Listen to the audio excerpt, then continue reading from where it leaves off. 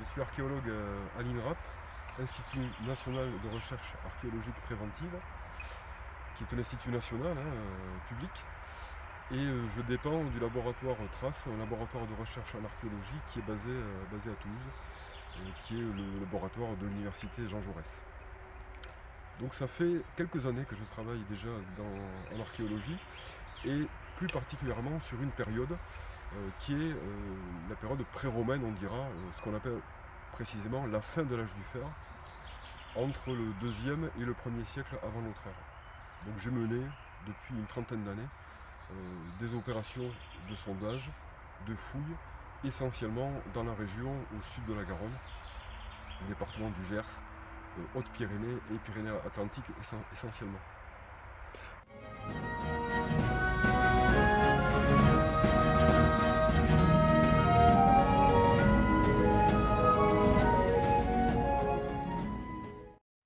Alors, nous sommes ici dans la région qui dépendait à l'époque pré-romaine des Aquitains. Alors, les Aquitains, on pense les connaître aujourd'hui. Les Aquitains, ce sont les habitants de la Nouvelle-Aquitaine, ex-Aquitaine, mais il faut totalement oublier cette définition, puisque les Aquitains d'origine, ce sont les populations qui vivaient au sud de la Garonne. En gros, à l'échelle de 4 départements, les Landes, le Gers, les Hautes-Pyrénées et les Pyrénées-Atlantiques.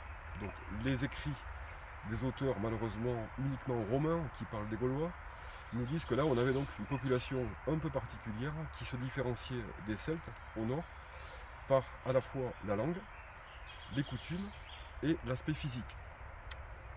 On nous dit également dans ces textes que les Aquitains se rapprochaient des Ibères, étaient proches des Ibères. Les Aquitains, comme tous les Gaulois, résistent à la conquête romaine et participent donc à la guerre, en particulier durant l'année 56 avant notre ère, où malheureusement ils sont défaits par les Romains. On ne sait pas précisément où, mais certainement dans la vallée de l'Adour, du côté d'Aire-sur-Adour a priori.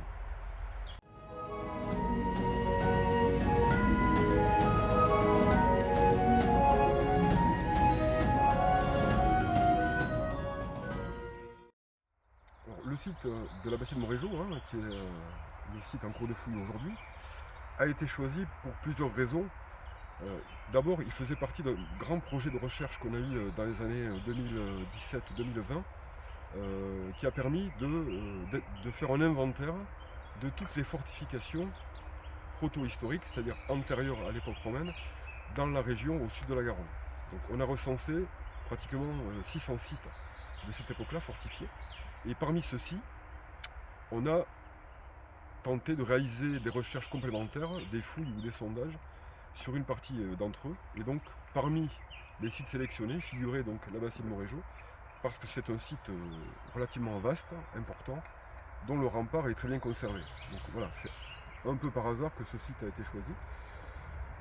Pour faire d'abord une opération limitée, c'est-à-dire des tests, ce qu'on appelle nous des sondages, des tranchées, qui permettent de savoir si les vestiges sont conservés et à quoi ils correspondent. Donc, on fait des petites fouilles pour savoir à quoi correspondent ces vestiges. Donc les résultats de cette opération préliminaire ont été très positifs, au point qu'on s'est interrogé sur la possibilité de réaliser une vraie fouille. Et la mairie là nous a beaucoup aidé, la mairie de la bassine Montrégeau, puisque eux souhaitaient valoriser ce site. Donc nous ont proposé de participer au financement de la fouille les années suivantes.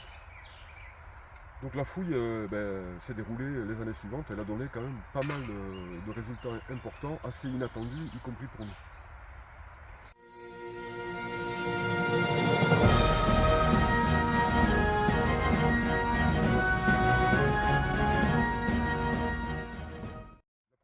Première année de test, donc on a réalisé une dizaine de petits trous, on va dire, de petits sondages.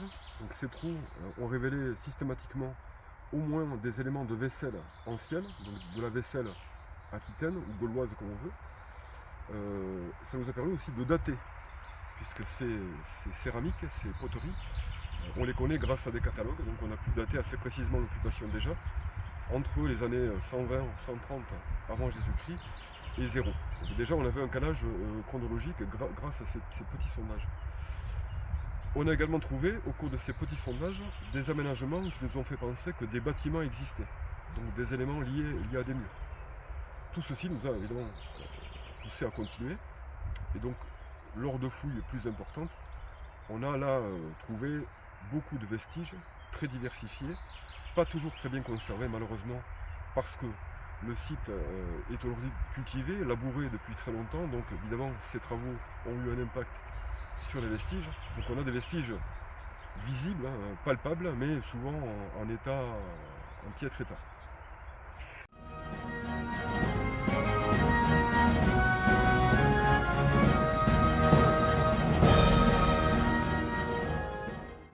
On peut déjà dire que nous nous situons ici au Castéral de la Bastide, au sein d'une grande ville. Alors c'est une ville qui est déjà sainte, entourée par un rempart très puissant.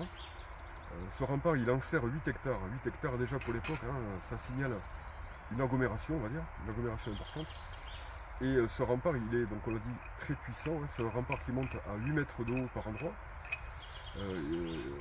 Il a un fossé qui a servi à monter le rempart, puisque le rempart est en terre, hein. Donc on a creusé un fossé et avec les déblais, donc on a monté petit à petit le rempart en terre en tassant au fur et à mesure donc les terres. Et ce rempart, donc, il est puissant, il est important, il a été très bien conçu. Il a été conçu en même temps que 4 portes qui percent donc le rempart et qui correspondent vraiment à des artères, aux artères principales de l'habitat.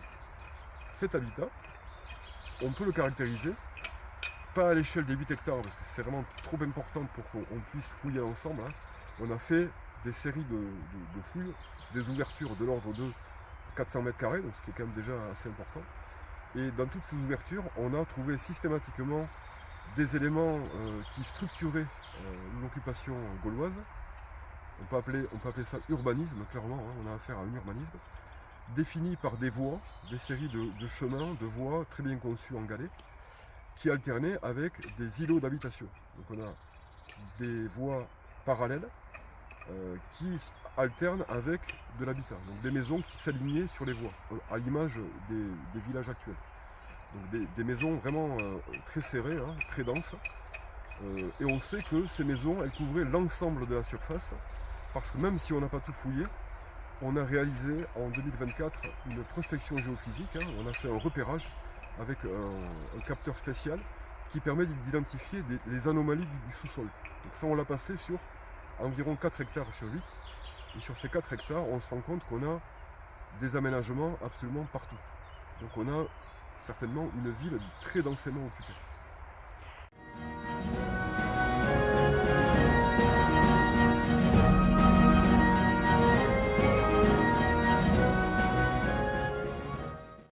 Là on est dans une zone, on l'a dit, un peu particulière à l'échelle de la Gaule, hein. On est donc dans l'extrême sud-ouest, hein, occupé, on l'a dit, par les Aquitains.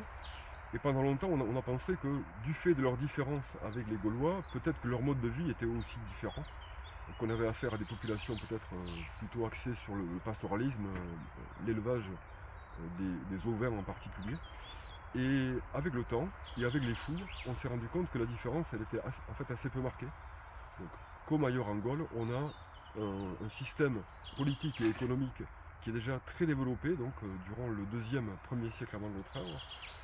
On a affaire à des systèmes politiques certainement organisés autour d'élites, hein, dirigeantes, qui sont, à mon avis, et certainement les principales familles organisées en sénat, quelque chose qui devrait ressembler en tout cas à une autorité collective à l'échelle des familles privilégiées. Donc on a une autorité assez forte, hein, et cette autorité, elle commande à la population à la fois urbaine mais aussi rurale, hein, puisque ce site commandait certainement une vaste zone du Gave de Pau. En particulier, il faut savoir que l'autorité encadrait la production de monnaie. Alors la monnaie, ça paraît, pour nous, la monnaie c'est un objet du quotidien, hein. Mais il faut savoir que la monnaie, on doit garantir sa valeur. Ça vaut pour l'euro, mais ça vaut aussi pour les monnaies gauloises, hein. On doit avoir des instances qui garantissent la valeur de la monnaie, puisque à l'époque gauloise, les monnaies, elles sont en argent, donc elles ont une valeur par elles-mêmes, et elles pèsent toujours à peu près le même poids. On doit avoir chaque fois le même poids, donc la même valeur en argent, pour permettre un échange équilibré, régulier et équilibré.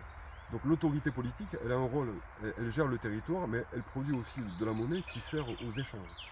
Donc elle contrôle quasiment toutes les activités qui existaient à cette époque-là dans la zone.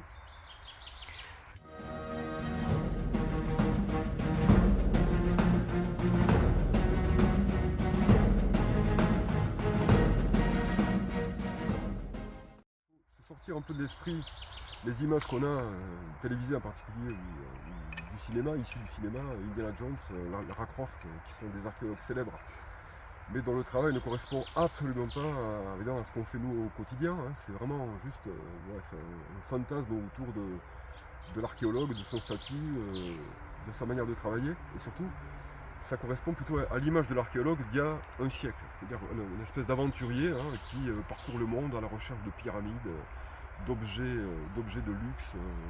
Voilà. Tout ça est terminé depuis bien longtemps. Hein. Aujourd'hui, l'archéologue, c'est d'abord et avant tout un scientifique, hein. C'est quelqu'un qui mène des recherches. Ça peut être des recherches à travers des fouilles, mais aussi à travers des études de textes, à travers d'archives, etc. Quand on est sur le terrain comme ici, évidemment, on mène des fouilles. Et ces fouilles sont réalisées pour identifier les marqueurs de la vie ancienne. Là, ici, plutôt de la vie autant des Gaulois, autant des Aquitains. L'idée est de mieux comprendre comment on vivait à cette époque-là, quel était le cadre de vie donc, des habitants à cette époque-là. Pour ce faire, on réalise, ça paraît des trous, hein, vous voyez, de simples trous, mais des trous qui sont réalisés avec des outils relativement fins. Par contre, on commence l'opération en général par des travaux lourds. Il faut enlever d'abord et avant tout ce qui a été brassé, tout ce qui a été détruit par les labours. Et ici, sur 40 cm d'épaisseur, le terrain a été totalement chamboulé. Donc ça, on n'a aucun intérêt à le traiter à la main, à faire du terrassement à la main, à part épuiser les gens, ça a peu d'intérêt. Donc là, on fait intervenir une pelle mécanique, hein, donc qui travaille sous notre contrôle. Hein. On enlève juste la partie totalement détruite par les travaux agricoles. Ensuite, par contre, là, on en vient à des outils beaucoup plus fins. Là, vous voyez en particulier un collègue en train de fouiller avec une truelle, donc un petit outil qui permet de dégager à la fois les éléments trouvés sur le terrain, c'est-à-dire des galets, des céramiques, des poteries, voire des monnaies quand on en trouve. Il sert aussi à contrôler ce qu'on fait. C'est-à-dire, plus l'outil est petit, plus on contrôle, on comprend ce qu'on fait. Mais on peut utiliser aussi des outils plus lourds, comme des pioches, ça peut arriver, quand on a affaire à des aménagements importants qu'on doit dégager et mettre en valeur. Voilà. La pioche peut être utilisée, la grande pelle. On a tout un assortiment donc, d'outils à utiliser. Une fois qu'on a identifié un vestige, qu'on l'a mis en évidence, bien nettoyé, on le prend en photo systématiquement. On lui donne un numéro d'ordre pour pouvoir nous repérer quand la fouille sera finie, quand on sera dans la phase d'étude, hein, pour garder en mémoire un peu ce vestige en photo. Et ensuite on fait un relevé en plan, hein, on dessine ce qu'on voit devant nous. Et ensuite on enregistre sur un cahier donc les différents éléments de l'élément qu'on a découvert, on le décrit pour le garder en mémoire, puisque chaque année, après la fouille, on doit rendre un compte rendu, un rapport en fait, de fouille aux autorités, en gros au service archéologique de la région.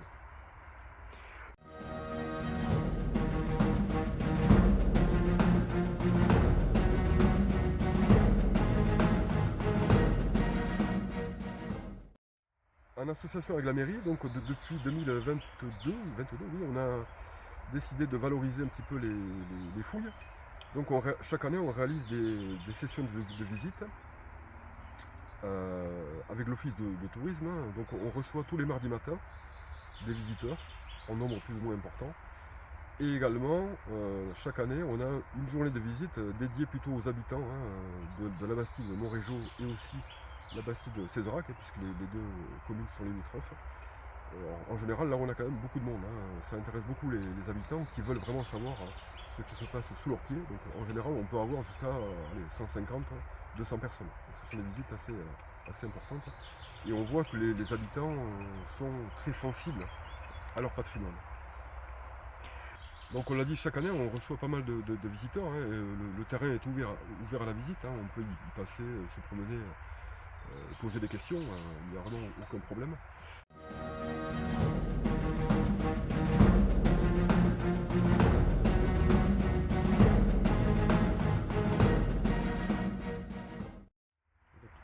Évidemment, lorsqu'on fait des fouilles, on s'attend à faire des découvertes importantes. Voilà.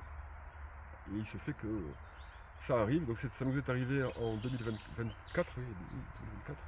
On a réalisé une fouille sur un des chemins, une des voies donc, de l'agglomération. une des voies importantes, elle donne sur une des portes de l'agglomération. Et donc, à l'occasion de cette fouille, on a trouvé un objet qui ne payait pas de mine au départ, hein, une masse verte est apparue, assez lourde.